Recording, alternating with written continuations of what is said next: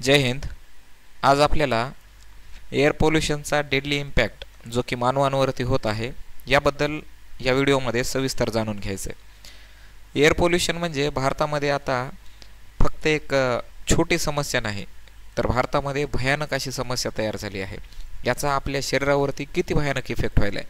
बरं, फक्त आपल्यावरच व्हायला आहे का की इतर कोणावरही होत आहे? म्हणजे जर विचार केला तर बाजूचे जे सजीव आहेत त्यांच्यावर होत आहे, छोटे मुलं आहेत त्यांच्यावर पण होत आहे. इवन जर विचार केला तर आपल्या एखाद्या स्त्रीच्या पोटामध्ये जर एखादं बाळ असेल त्याच्यावर सुद्धा ह्या एअर पोल्युशनचा परिणाम व्हायला लागला आहे. किती भयानक आहे हे. आणि ह्या सगळ्या गोष्टीबद्दल आपलं गव्हर्नमेंट कधीच आपल्याला बोलताना दिसत नाही, किंवा आपला मीडिया जो आहे तो सुद्धा या विषयावर जास्त बोलताना दिसत नाही. तर या व्हिडिओमध्ये सविस्तर त्याबद्दलची माहिती जाणून घेऊयात.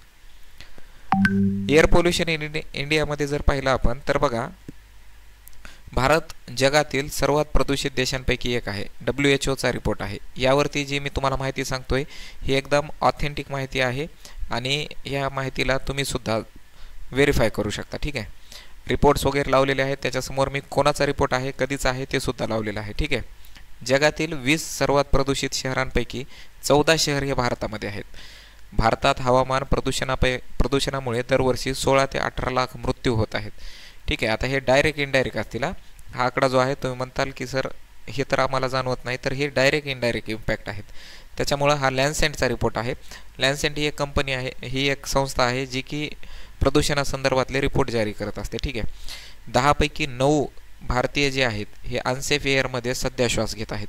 इतकी भयानक समस्या आहे. तरीही आपल्या इथं ना मीडिया याच्याबद्दल बोलत आहे, ना सरकार याबद्दल आपल्याला ओरिजिनल आकडे देत आहे. ठीक आहे, आणि सगळ्यात महत्त्वाची गोष्ट ही तुम्हाला मला ही तर समस्या बी वाटत नाही. आपल्यासाठी तर एअर पोल्युशन काय आहे हे माहीत पण नाही. समजा हे मेट्रो सिटी झालं, पुणे, मुंबई, नागपूर, दिल्ली अशा मोठ्या मोठ्या शहरांचा विचार केला तर इथं लोक जागरूक तरी झालेत. त्यांना एवढं तरी कळायलं की एअर पोल्युशन आहे. आता जर आपण विचार केला, जर समजा आमच्या परभणीचा असेल किंवा बाकी जिल्ह्यांचा जर विचार केला महाराष्ट्रामधल्या, आपल्या इथल्या सामान्य माणसांना एअर पोल्युशनबद्दल किंवा हवेच्या प्रदूषणाबद्दल तितक्या प्रमाणामध्ये माहीत पण नाही. बरोबर आहे, माहीत असेल तरी आपण तितकं गांभीर्य न्यायला घेणं झालो. पण याचं गांभीर्य किती आहे आता आपल्याला पुढच्या या व्हिडिओमधून माहीत होणार आहे. तर बघा, एअर पोल्युशन इंडियामध्ये जर बघितलं तर याची जी डेंजरस रिॲलिटी आहे याच्यामध्ये भारताच्या प्रदूषणाचे टॉप कारणांचा जर विचार केला तर यामध्ये सगळ्यात महत्त्वाच्या टॉप कारणापैकी बघितलं तर नंबर 1 आहे वाहनांचा धूर. आता वाहनांच्या धुरांमधून एक PM2.5 नावाचं जे पोल्युटंट आहे ना, PM म्हणजे पर्टिक्युलेट मॅटर. ठीक आहे, पर्टिक्युलेट मॅटर. आता हे PM जे आहे हे कशामुळे तयार होते पोरो? हे ज्वलनातून, इंधनाचं जे ज्वलन होते या ज्वलनामधून तयार होते. बरं, ज्वलन असं पूर्ण प्रॉपर ज्वलन जे झाले यामधून तयार नाही होत. बरोबर, जे इम्प्रॉपर ज्वलन आहे, इम्प्रॉपर कंबशन म्हणू आपण त्याला. ठीक आहे, इम्प्रॉपर कंबशन कशाचं? फ्युअलचं. तर यामधून हे जे PM आहे हे तयार होते. बरं, PMचे आणखी प्रकार पाहायला मिळतात. 10 आहे, त्याच्यानंतर हे 2.5 आहे. तर यातलं जे 2.5 आहे हे आपल्यासाठी जास्त घातक आहे. या PM2.5चा 30 ते 40% वाटा जे आहे हे वाहनांच्या धुरामधून तयार होते. त्यानंतर धूळ असेल, कन्स्ट्रक्शन असतील यामधून 30%. तुम्हाला माहिती आहे आमची परभणी धुळींचा जिल्हा आहे. बरोबर आहे, धुळीचा जिल्हा.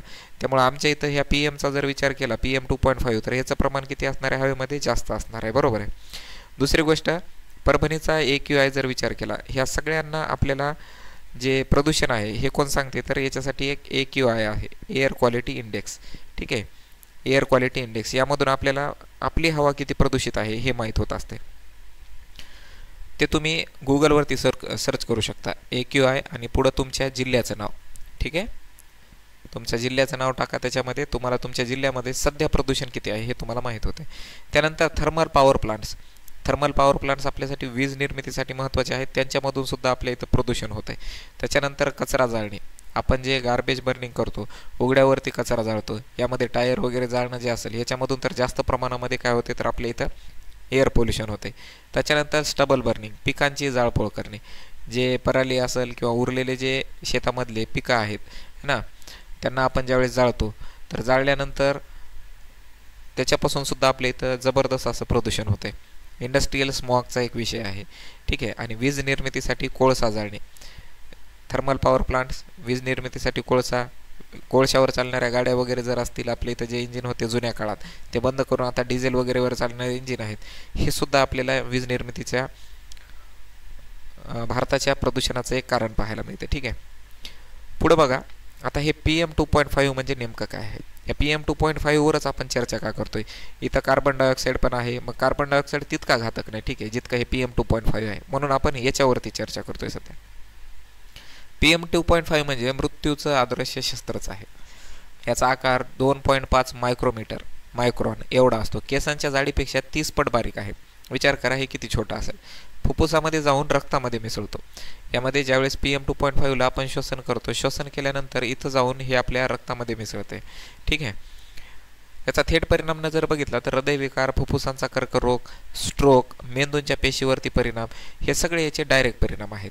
ठीक आहे, यामध्ये हृदयविकार तुम्ही पाहिलं असेल पाठीमागच्या काही दिवसामध्ये, तुम्ही एक गोष्ट नेहमी अशी ऐकली असेल, यार कोणतरी एक्सपायर झाले, त्याचं वय तर कमी होतं तरी पण त्याला अटॅक आला. ठीक आहे, भारतामध्ये अटॅकचं प्रमाण वाढलं आहे. आपल्या आजूबाजूला शेजारी पाजारी आपण 30 वर्षाचे, 35 वर्षाचे, 28 वर्षाचे, 25 वर्षाचे मुलं जरी पाहिले तर त्यांनासुद्धा काय झाले तर अटॅकचं प्रमाण जास्त झालं आहे. त्याचं कारण काय आहे तर कुठंतरी त्याच्या पाठीमागं हे PM2.5 हे अदृश्य मृत्यू ह्याच्यामागं लपलेला असेल हे आपल्याला पाहायला मिळते. मृत्यू मुलांच्या मेंदूचा विकास जो आहे याची गती कमी करते. ठीक आहे, ज्यावेळेस हे ब्रेनमध्ये जाऊन याचं जमा व्हायला लागते त्यावेळेस काय होते तर याच्यामुळं मुलांच्या मेंदूच्या विकासाची गती कमी होत आहे. गर्भवती महिलांमध्ये गर्भस्थ भागांवरती याचा थेट ताण पडते. PM2.5 ची सुरक्षित मर्यादा WHO सांगितली आहे की ती 5 पाहिजे. ठीक आहे, आणि भारतामधील त्याची पातळी जर बघितली तर 100 ते 500 मायक्रोग्रामपर्यंत आपल्याला पाहायला मिळते, जी की 20 ते 80 पट जास्त आहे. आता सध्या तुम्ही तुमच्या शहरामध्ये नेमकं किती आहे बघा. WHO सांगितले की तुमच्या इथल्या हवेमध्ये त्या PM2.5चं प्रमाण किती असायला पाहिजे तर 5च्या कमी असायला पाहिजे. ठीक आहे, 5पेक्षा कमी असायला पाहिजे. आणि तुमच्या शहरामध्ये त्याचं सध्याचं प्रमाण किती आहे हे तुम्ही सर्च करू शकता. वेदर ॲपवरती जा, वेदर ॲपवर जाऊन तुम्ही ह्याला सर्च करू शकता. तुमच्या शहरामध्ये हे AQI एअर क्वालिटी इंडेक्स सध्या किती आहे हे मला कमेंटमध्ये नक्की सांगा. महाराष्ट्रामध्ये जेवढे मुलं हा व्हिडिओ पाहत आहेत या सर्व मुलांनी काय करायचं आहे, आपल्या आता सध्या लगेच मोबाईलमध्ये गुगल सर्चवर जायचं व्हिडिओ हा क्लास झाल्यानंतर. त्याच्यानंतर गुगलवर जाऊन एअर क्वालिटी इंडेक्स चेक करायचं आहे. त्याच्यामध्ये PM पर्टिक्युलर मॅटर 2.5 असं स्पेशल दिलेलं असते. याचं प्रमाण किती आहे आणि त्यासोबत तुमच्या शहरातील हवेचा एअर क्वालिटी इंडेक्स किती आहे हे सुद्धा मला कमेंटमध्ये नक्की सांगा.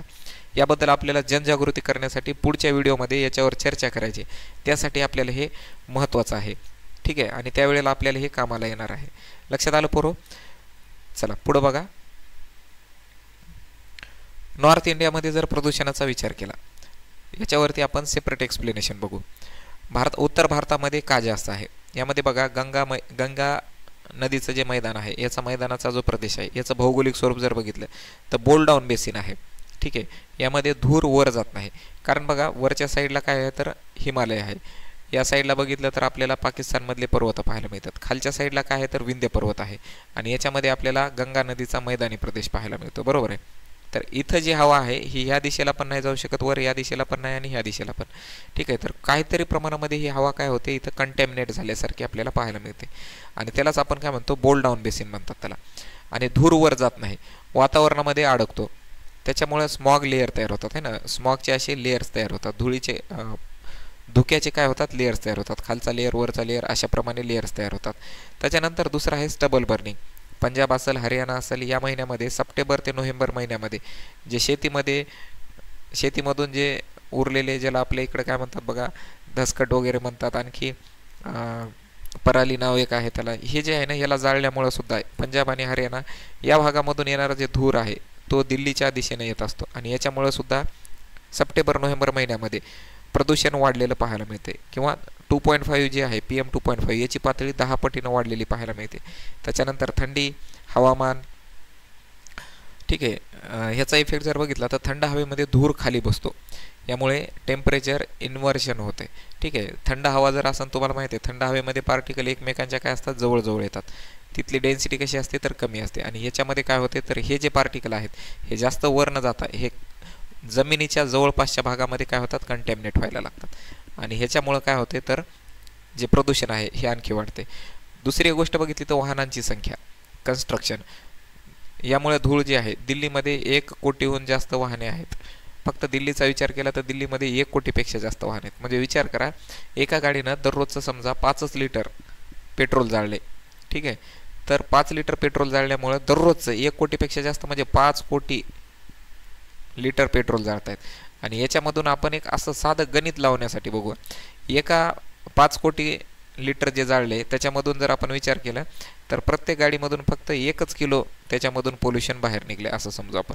1 किलो काय झाले, प्रदूषक बाहेर निघलेत है ना. प्रदूषण करणारे जे असतात त्यांना प्रदूषक म्हणतात, हे बाहेर निघलेत. तर विचार करणं दररोज किती व्हायला, 5 कोटी किलो जवळपास याचं प्रमाण काय होते, हवेमध्ये मिक्स व्हायला लागले. आणि त्याच्यामुळं काय होते, तर दिल्लीमध्ये जर तुम्हाला दररोज श्वास घ्यायचा झाला तर तुम्ही दिल्लीच्या वातावरणामध्ये श्वास घेताना जर तुम्ही 10 सिगरेट ओढल्यानंतर तुमच्या शरीरावर जेवढा वाईट परिणाम होणार आहे तेवढा तुमचा दिल्लीच्या एका दिवसामध्ये श्वास घेतल्यामुळं तुमच्या शरीरावरती तेवढा वाईट परिणाम व्हायला लागला आहे. दिल्लीचा AQI जर बघितला तर 400 ते 999. हे खरं तर हजार्डस नाही, हे आहे स्लो डेथ झोन. हजार्डस याला म्हणता येत नाही. आता हे घातकचे पण पुढे गेले, हे काय झाले तर स्लो डेथ झोन झाले. हे जिथं राहणाऱ्या दिल्लीमध्ये राहणाऱ्या माणसांच्या आयुष्यावरती याचा डायरेक्ट परिणाम व्हायला, त्यांच्या लाईफ स्पॅनवर याचा परिणाम व्हायला लागला. त्यामुळे तुम्ही तुमच्या शहराचं जे काही AQI आहे मला कमेंटमध्ये नक्की सांगा पूर्व, कारण ह्याच्यानंतरचा व्हिडिओ तुमच्या शहरावरच बनवणार आहे, जिथं सगळ्यात जास्त पोल्युशन असणार आहे, जिथं सगळ्यात जास्त AQI असणार आहे. तुमच्या शहरामध्ये पोल्युशनाचे कारण काय आहे, तुमच्या शहराबद्दल आपण चर्चा करणार आहोत. त्यामुळे तुम्ही सर्वांनी कमेंटमध्ये तुमच्या शहराचा AQI किती आहे नक्की सांगा. महाराष्ट्राचा विचार करू आता. महाराष्ट्रामध्ये काही महत्त्वाचे शहरांचा इथं मी डाटा घेतलेला आहे. यामध्ये बघा, मुंबई असेल, पुणे असेल, नाशिक असेल, यांची सायलेंट पोल्युशन क्रायसिस. ठीक आहे. मुंबईच्या जवळ जर बघितलं तर समुद्राजवळ आहे. ठीक आहे. इथं समुद्राच्या जवळ असून इथला AQI 250 ते 35,070%. ठीक आहे. 250 पर्यंत जर बघितलं, याच्यामध्ये पर्सेंटेज जर विचार केला तर आता हा डाटा थोडासा इथं नाही घ्यायचा आहे. ठीक आहे, ह्याच्यात थोडंसं करेक्शन आहे. बघा, 250 पर्यंत AQI आपल्याला पाहायला मिळते. 2.5चा जर विचार केला तर वाहने आहेत. ठीक आहे. PM 2.5 याच्यामध्ये कारणं जर बघितले मुंबईमध्ये वाहने, विशेषतः जर बघितलं तर वांद्रे असेल, अंधेरी असेल, चेंबूर असेल, या भागामध्ये हे अत्यंत धोकादायक झोन म्हणून आपण AQIच्या बाबतीमध्ये मुंबईचे हे भाग ओळखतो. त्यानंतर पुणे झाला, पुण्याला आपण IT हब म्हणतो. त्यानंतर पुण्यामध्ये जबरदस्त असं काय आहे तर इंडस्ट्रीज एरिया आहे. त्याच्यानंतर IT हब आहे. यामुळे पुण्यामध्ये वाहनांच्या संख्येमध्ये वाढ झाली. पुण्यामध्ये जसं जसं पैसा वाढत लागला, चलन वाढायला लागलं, त्यामुळे लोकांकडे वाहनांची, प्रायव्हेट गाड्यांची संख्या वाढायला लागली. आणि ह्याचाच परिणाम जर बघितला तर AQI पुण्याचा 200 ते 300 इथपर्यंत आपल्याला पाहायला मिळतो. 2.5 जो आहे त्याची पातळी 6 ते 8 पट जास्त झालेली आहे. नाशिक विचार केला तर औद्योगिक क्षेत्र आहे, धूळ आहे, नवनवीन कन्स्ट्रक्शन या सगळ्या शहरांमध्ये होत असतात. हे सुद्धा एक आहे PM 2.5 वाढवण्याचं कारण. तर नाशिकमध्ये औद्योगिक क्षेत्र, धूळ या सगळ्यांमुळे जर बघितलं तर नाशिकचा AQI आपल्याला 150 ते 250 आहे. ॲज कम्पेअर टू पुणे असेल, ॲज कम्पेअर टू मुंबई असेल, यांच्यापेक्षा नाशिक थोडंसं बरं आहे. चला पुढं पाहूया आपण. सरकार खरंच निकामी दिसतंय का, सरकार याच्यावरती काही करतंय का नाही. तर बघा, याच्यामध्ये AQIचा डाटा फिल्टर होतो. ठीक आहे. AQIचा जो डाटा आहे तो फिल्टर होतो. यांचे सेंटर्स जे आहेत ते बंद आहेत. काहींची अचूकतेवरती प्रश्न निर्माण होत आहे. काही सिटी एअर डेटा मेंटेनन्स नावाखाली काय आहे तर सहज बंद करतात. त्यांच्या इथं काय सांगतात की आमच्या इथं जे एअर डेटा जो आहे तो मेंटेनन्स चालू आहे, त्याच्यामुळे तो बंद केलेला आहे. यांच्या इथं AQIचे डेटा फिल्टर सेंटर जे आहेत हे बंद करून ठेवले डायरेक्ट. ठीक आहे. आणि ते काय सांगतात की आमच्या इथं मेंटेनन्स चालू आहे, त्याच्यामुळे बंद आहे, त्यामुळे डाटा नाही सापडत. आता पाठीमागं काही दिवसाखाली तुम्ही बघितलं असेल, AQI सेंटरच्या बाहेर काय केले तर पाण्याचे स्प्रे लावले होते. पाण्याचे काय केले त्यांनी, स्प्रे लावलेत. आणि ह्या स्प्रेमुळे काय झालं तर या बाजूला असणारं जे प्रदूषण आहे, या पाण्याच्या थेंबांमुळे काय होणार, हे प्रदूषण जमिनीवरती, पाण्यासोबत हे थेंब काय होणार, हे जे इथलं प्रदूषण असेल, हे प्रदूषणाचे जे काही थेंब असेल PM 2.5चे, हे काय होणार, खाली बसणार किंवा पाण्यासोबत वाहून जाणार. आणि वाहून गेल्यामुळे ह्या हवेमध्ये मग तितकं प्रदूषण नसणार आहे. आणि मग सेन्सर जेव्हा ह्या हवेला डिटेक्ट करणार तर गव्हर्नमेंट ह्याच डाटाला रिलीज करते आणि सांगते दिल्लीमध्ये प्रदूषण कमी आहे, दिल्लीमध्ये प्रदूषण नाही. तर अशा प्रकारे हे जे गव्हर्नमेंटवाले लोक आहेत हे आपल्याला फसवायलेत पूर्व. ते स्वतः एअर प्युरिफायर लावून बसतात मागं, त्यांच्या पाठीमागं बघा एअर प्युरिफायर लावलेले आहेत. पण सामान्य जनता, तुम्ही, मी, आपण काम करणारे लोक, दिल्लीमध्ये राहणारे जे नागरिक असतात ते पैसे कमवण्यासाठी, स्वतःचं घर दाखवण्यासाठी दिवसाच्या धुळीमध्ये बाहेर पडतात, या प्रदूषणामध्ये बाहेर पडतात. ह्याचा परिणाम डायरेक्ट त्यांच्यावरती व्हायला. मोठमोठ्या नेत्यांचा विचार केला तर त्यांचे बंगले आहेत, त्याच्यामध्ये एअर प्युरिफायर आहे, त्यांच्या गाड्या आहेत, त्याच्यामध्ये एअर प्युरिफायर आहेत, त्यांचे ऑफिस आहे, त्याच्यामध्ये एअर प्युरिफायर आहेत. त्यांच्या रूममध्ये, त्यांच्या राहण्याच्या ठिकाणामध्ये प्रदूषण कमी आहे. पण विचार करा ना, एखादा ऑटोवाला, एखादा सब्जीवाला, एखादा मजूर असेल काम करणारा, त्याच्यानंतर ऑफिसला जाणारे तुम्ही, मी असणार, विद्यार्थी असणार, ह्या सगळेजण, ह्यांना तर त्या हवेमधून जायचं आहे. ह्यांच्या आयुष्यावरती, ह्यांच्या जीवावरती किती मोठा परिणाम व्हायला आहे. आणि ह्याच्यामध्ये नेते काय सांगतात वरून, तर त्यांचं विचार केला तर बघा ना, तर ते सांगतात की आमच्या इथं एअर पोल्युशन कमी आहे, आणि अशा प्रकारचा फेक डाटा आपल्याला देतात, खोटा डाटा आपल्याला देत आहेत हे. ठीक आहे. आता ह्या डाट्याबद्दल आपल्याला भरपूर, आता ह्याचे 2-3 व्हिडिओ येणार आहेत बरं ह्या सिरीजचे, तुम्ही सगळ्यांनी बघायचे आणि जास्तीत जास्त हे व्हिडिओ शेअर करा, कारण आपल्या सगळ्यांना याच्याबद्दलची माहिती असणं गरजेचं आहे. तरच आपल्या येणाऱ्या पिढ्यांना आपण सुरक्षित ठेवू शकतो.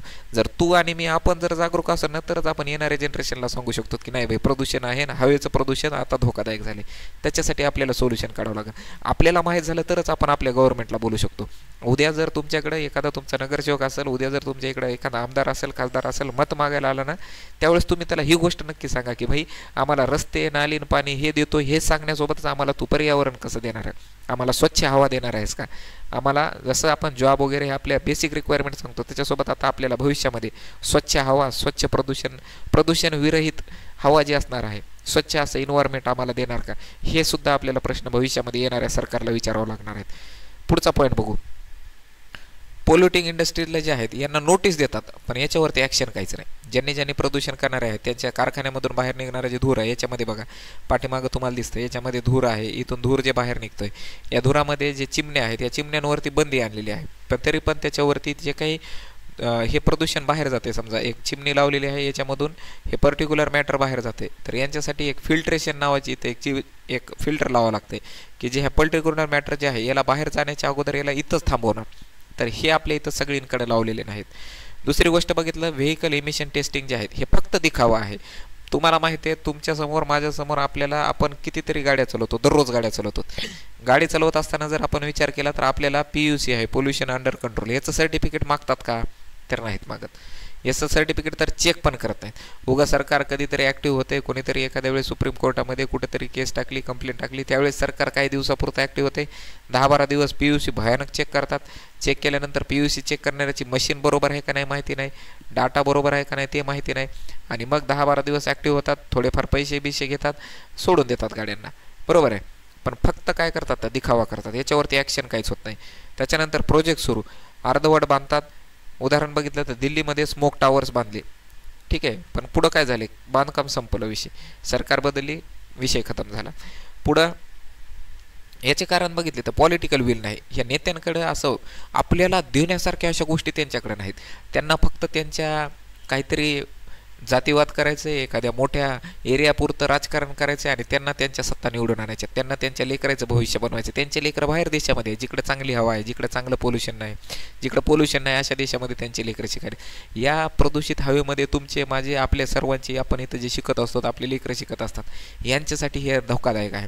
या मोठ्या मोठ्या नेत्यांना, या पॉलिटिकल विल नसलेल्या लोकांना, जे की, ज्याला मी एक शब्द वापरतो बरोबर, म्हणजे आहे ना, हे शब्द वापरणं गरजेचं आहे, जे की अकार्यक्षम लोक जे आहेत ते सरकारमध्ये बसलेले आहेत. आणि या अकार्यक्षम अनएज्युकेटेड लोकांमुळे आपल्याला जर पाहिलं तर हे अशा प्रकारचं वातावरण पाहायला मिळते.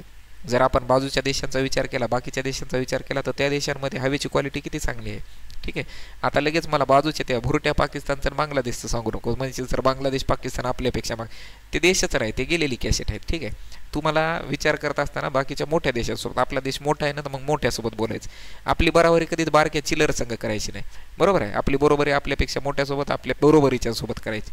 लगेच सांगायचं नाही की सर ते पाकिस्तानमध्ये तर पोल्युशन जास्त आहे, बांगलादेशमध्ये जास्त आहे, तुम्ही त्यांच्याबद्दल कोण बोलणार, ते आपल्या बरोबरीचेच राहील. आपल्या जे बरोबरीचे, जे आपल्या पंक्तीतले आहेत त्याची बरोबरी कर. ठीक आहे. पुढे बघा, बजेट कमी पाडतो. आपल्या देशाचे बजेट आहे ते बजेट काय आहे, कमी आहे. दुसरं प्रायोरिटी बघितली तर इलेक्शनला आहे, हेल्थला नाही. आपल्या आरोग्याला प्रायोरिटी आहे का तर नाही, पण इलेक्शनला प्रायोरिटी सगळ्यात नंबर आहे. आपल्या देशामध्ये आरोग्य हेल्थसाठी कॅम्पेन कोणता नेता करताना दिसते का तर नाही दिसणार, दिसले तरी लय कमी दिसणार. पण इलेक्शन कॅम्पेनमध्ये तर तोंडावर पडोस्तोर पळते पुरवून येते, बरोबर आहे. सकाळी ह्या इथं, दुपारी तिथं, संध्याकाळी तिथं, परवा तिथं, उद्या तिथं, परवा इथं, हेलिकॉप्टरनं जाय, विमानानं जाय, गाड्यानं जाय, कशानं बी जाते, बरोबर आहे. ते ज्या हेलिकॉप्टरनं जाते, ज्या विमानानं जाते, ज्या गाड्यानं जाते, ते जेवढं प्रदूषण करतात तेवढं तुमची माझी मोटरसायकल एका वर्षामध्ये जेवढं प्रदूषण करत नसेल ते नेत्याचे हेलिकॉप्टर, यांचे विमानं, ह्यांच्या गाड्या एका दिवसात, 2 दिवसात, 15 दिवसात, महिन्याभरात करत असतात. लक्षात आलं. त्यामुळं हे जे लोक आहेत, पॉलिटिकल विल नसणारे लोक, त्याच्यानंतर प्रायोरिटी ह्यांची फक्त इलेक्शन आहे, सत्तेत राहणं यांची प्रायोरिटी आहे. तुम्हाला, मला, आपल्याला सुखसुविधा, चांगलं हवा, चांगलं स्वच्छ वातावरण देणं हे यांचं नाही. चांगलं शिक्षण देणं ह्यांना नाही पाहिजे. ह्यांना पाहिजे फक्त काही पण करून आपल्यावरती राज्य करणं, आपल्यावरती निवडून येणं, बरोबर आहे. आणि याच्यासाठी या अशा गोष्टीकडे तेवढं लक्ष देत नाहीत. पुढं बघा, लोकांना खोटा डेटा देतात. आता आपण जे बघितले, सरकार काय करतं, मॉडरेट, सॅटिस्फॅक्टरी असे शब्द वापरतात. हे जे शब्द आहेत ना, मॉडरेट आहे, सॅटिस्फॅक्टरी आहे, हे शब्दांना वापरतात. आपल्याला वाटते यार सॅटिस्फॅक्टरी म्हणजे असं बरोबर, पण ॲक्च्युअल डेटामध्ये हे देत नाहीत. AQI 350 असताना सुद्धा फेस्टिवल मॉनिटरिंग रिलॅक्सेशन आपल्या इथं आहे. ठीक आहे. आता मी फेस्टिवलबद्दल बोलतच नाही, ते न बोललेलंच बरं आहे. फक्त हे तुम्ही स्वतः समजून घ्या. ठीक आहे. दुसरं आहे पोल्युशन मॅप्समध्ये रंग फिका दाखवतात, ग्रीनिश येलो दाखवतात. ह्याचं कारण काय आहे? कारण ॲक्च्युअलमध्ये जर ज्यावेळेस त्यांनी रेड भागामध्ये दाखवलं असेल, रेड कलरमध्ये दाखवलं, तर त्यावेळेस तुला मला आपल्या सगळ्या एज्युकेटेड लोकांना कळेल की नाही यार इथं प्रदूषण जास्त आहे. हे काय दाखवतात, ग्रीनिश येलो, की चला भाई ग्रीनच्या जवळपास असेल आपल्याला असं वाटते. त्याच्यानंतर कारण लोक जर घाबरले आणि लोक जर जागरूक झाले ना, तर सरकारवर प्रचंड दबाव पडेल. सरकार हलून जाईल, सिस्टम हलून जाईल ज्या दिवशी लोक जागरूक व्हायला लागतात. आणि लोक जागरूक होण्यासाठी तुला मला, तुम्ही जेवढे जण हे व्हिडिओ पाहिलेत, आपल्या सगळ्यांना पुढे येणं गरजेचं आहे. आपल्या सगळ्यांना हा व्हिडिओ जास्तीत जास्त लोकांपर्यंत पोहोचवावा लागेल. आपल्या सगळ्यांना लोकांना हे सांगावं लागेल की आपल्यासाठी रस्ते, नाल्या, शिक्षण है ना, आरोग्य, यासोबत आता एक चांगलं पर्यावरण हा सुद्धा एक मुद्दा बनत चालला आहे. एक स्वच्छ हवा हा सुद्धा एक आपल्यासाठी मुद्दा बनत चालला आहे. आणि ह्या मुद्दा आपल्याला जास्तीत जास्त लोकांपर्यंत पोहोचवायचा आहे. तुम्ही माझे विद्यार्थी आहेत, ही तुमची रिस्पॉन्सिबिलिटी आहे. पूर्व या व्हिडिओला जास्तीत जास्त लोकांपर्यंत पोहोचवा. प्रत्येक गावामध्ये, प्रत्येक खेड्यामध्ये, प्रत्येक जिल्ह्यामध्ये, प्रत्येक तालुक्यामध्ये लोकांना या स्वच्छ हवेबद्दलची जागरूकता झाली पाहिजे. ठीक आहे. तर ते आपण जे शिक्षणातून क्रांती म्हणतो ना, तर ती शिक्षणातून क्रांती आणायची असेल तर आपल्याला लोकांना जागरूक करणं गरजेचं आहे. जास्तीत जास्त जणांना हा व्हिडिओ शेअर करा. भारताला प्रदूषण मुक्तीचे पर्याय आहेत का? तर प्रदूषणातून मुक्त होण्यासाठी आपल्याकडे पर्याय आहेत. याची सुरुवात तुम्ही मी आपण स्वतः चालू करूत. इलेक्ट्रिक व्हेकलचा वापर जास्तीत जास्त करू. इलेक्ट्रिक व्हेकलचा वापर केल्यामुळं मान्य आहे इलेक्ट्रिक व्हेकल जास्त प्रदूषण करतात, ही पण गोष्ट मान्य आहे. पण ह्याचा लॉंग टर्मसाठी ज्यावेळेस विचार केला ना, अजून 10 वर्षानंतर, 15 वर्षानंतर, तर जे गाड्यांमधून होणारं प्रदूषण, गाड्यांमधून होणारा जे धूर आहे हे कमी होईल. आणि तुम्ही जर म्हणले की सर एका गाडीमधून तर इलेक्ट्रिक व्हेकलमधून जास्त प्रदूषण होते ॲज कम्पेअर टू त्या पेट्रोल डिझेलवरच्या चालणाऱ्या गाड्यांवरती, बरोबर आहे. पण याचा जर आपण लॉंग टर्मचा विचार केला ना, तर इलेक्ट्रिक व्हेकलचे फायदे आपल्याला येणाऱ्या 20 वर्षानंतर दिसणार आहेत, 10 वर्षानंतर, 15 वर्षानंतर दिसणार आहे. त्याच्यासाठी आपल्याला आजपासून सुरू करावं लागणार आहे. दुसरी गोष्ट बघा, मेट्रो असतील किंवा पब्लिक ट्रान्सपोर्ट असेल याचा जास्त वापर करा. विचार कर ना, 40 लोकांना जायचं असेल तर 40 लोकांना 40 मोटरसायकल लागतील. आणि जर त्यांच्याकडे पैसे असतील तर 40 कारमध्ये 40 लोक जातील, बरोबर आहे. पण ते 40 लोक एकाच बसमध्ये जाऊ शकतात. लक्षात आलं? त्यामुळं काय करायचं तर आपल्याला एका बसनं म्हणजे पब्लिक ट्रान्सपोर्टचा वापर आपण चांगला करायला पाहिजे. आणि याच्यासाठी गव्हर्नमेंटनं चांगल्या बसेसची व्यवस्था करायला पाहिजे, चांगलं पब्लिक ट्रान्सपोर्टचं इन्फ्रास्ट्रक्चर उभं करायला पाहिजे. त्याच्यानंतर ग्रीन बिल्डिंग पॉलिसी जी आहे या पॉलिसीचा वापर करायला पाहिजे. ट्री बेल्ट असेल, सिटी लंग झोन्स असतील, आपल्या प्रत्येक शहरामध्ये, सिटीमध्ये मोठे मोठे काय असायला पाहिजेत तर गार्डन्स असायला पाहिजेत. आणि त्या गार्डनमध्ये भयानक असे झाडं लावलेले असायला पाहिजेत.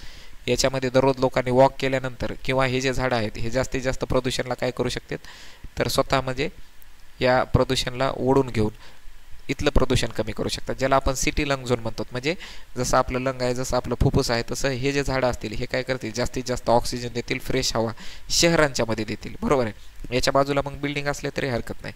पण अशा प्रकारे काय असायला पाहिजेत आपल्या शहरांमध्ये, शहरांची रचना आता चेंज करायला पाहिजेत. ठीक आहे. गव्हर्नमेंटनं शहरांमध्ये व्यवस्थित झाडांचं प्लांटेशन करणं गरजेचं आहे.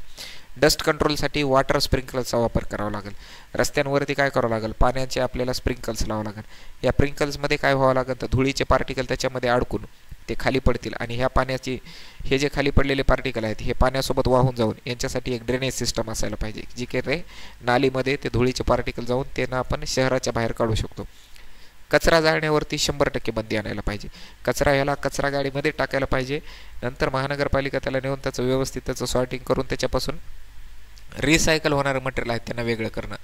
पण आपण ह्याला ज्यावेळेस जाळायला लागतो हे जाळण्यावरती बंदी ह्याच्यावरती बंदी आणणं गरजेचं आहे. कारण कचरा जाळत असताना आपण कोणता कचरा जाळायलो ते माहिती नाही. चुलीला जाळ जरी लावायचं असेल तर आपण त्याच्यामध्ये प्लॅस्टिकच्या पन्न्या गिन्या टाकतो आणि त्या पन्नीमधून काय काय बाहेर निघतंय ते आपण डायरेक्ट श्वसन करायलो. याचा परिणाम आपल्या शरीरावर किती होणार आहे हे आपल्याला नाही माहिती पूर्व.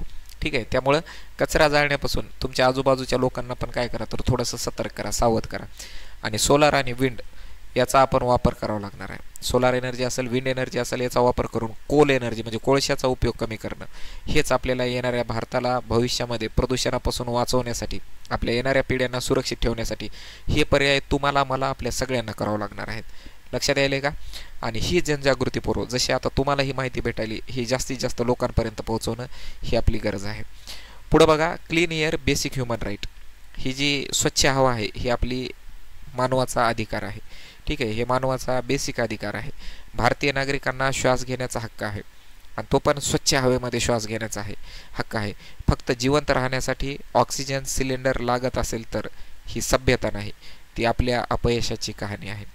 विचार करा पूर्व, भविष्यामध्ये आपल्याला जगण्यासाठी आपल्यासोबत ऑक्सिजनचे सिलेंडर लावून फिरावं लागेल अशी परिस्थिती आपल्यावरती येणार आहे. त्यामुळे भारतीय नागरिकांना स्वच्छ हवेमध्ये श्वास घेणं हे सुद्धा आपला अधिकार आहे. ही गोष्ट त्या नेत्याला सांगा, ही गोष्ट त्या पॉलिटिशियन्स लोकांना सांगा. आणि आमचा जगण्याचा अधिकार आहे. तुम्हाला आम्ही मतदान देतो, तुम्ही आम्ही आमचे कामं करत असताना तुम्ही आमच्या बिहाफमध्ये शासन करा. आमच्यासाठी योग्य अशा, जसं आपल्या संविधानमध्ये सांगितले की कल्याणकारी राज्य करा, तसं आमच्या कल्याणासाठी तुम्ही शासन करण्यासाठी आम्ही तुम्हाला निवडून दिले. आमच्या पैशावर तुम्ही आईश करण्यासाठी तुम्हाला आम्ही निवडून नाही दिले. ही गोष्ट नेहमी लक्षात ठेवा. तर हे होतं आजच्या या व्हिडिओमध्ये महत्त्वाच्या गोष्टी. या व्हिडिओला जास्तीत जास्त जणांपर्यंत शेअर करायचं आहे. जे आपले शिक्षण क्रांतीवाला जो टीम आहे त्या ग्रुपवाल्या सगळ्या पोरांनी ह्याला स्वतः शेअर करा, स्टेटसला लावा, ग्रुपमध्ये पाठवा. जास्तीत जास्त AQI बद्दलची जनजागृती करा. तर हा व्हिडिओ कसा वाटला आहे तुम्ही मला नक्की सांगा. आणि सर्वात महत्त्वाचं, तुमच्या शहराच्या AQI मला कमेंटमध्ये सांगा. गुगलवरती AQI सर्च करा, एअर क्वालिटी इंडेक्स तुमच्या शहराचा, तुमचं नाव टाकून सर्च करा आणि तो मला कमेंटमध्ये सांगा. तुमच्या शहरामध्ये जास्त प्रदूषण असेल तर त्याचे कारण काय आहे, ते कमी कसं करू शकतो, यावरती पुढचा व्हिडिओ मी घेणार आहे. त्यामुळे तुमच्या कमेंटची मी वाट पाहतोय आणि सर्वांनी कमेंट नक्की करा. तुमच्या कमेंटची वाट पाहतोय. तुमच्या शहरावरती याच्यानंतरचा व्हिडिओ घेणार आहे. भेटूया पुढच्या व्हिडिओमध्ये. सर्वांना धन्यवाद. जय हिंद.